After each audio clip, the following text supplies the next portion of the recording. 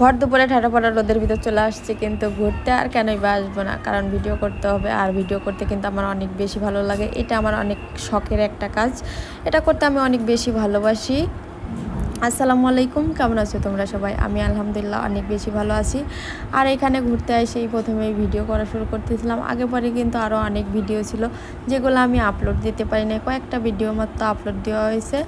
তো এখান থেকে আপলোড দেওয়ার আগেই কিন্তু আমার ভিডিওগুলো কেমন যেন ডিলিট হয়ে গেছে। তো এইটুকু ভিডিওই ছিল আর তোমাদের সাথে সেটাই শেয়ার করলাম। তো এখানে বসে একটু ভিডিও করতেছিলাম আর নিজেও একটু ভিডিও করার চেষ্টা করতেছিলাম।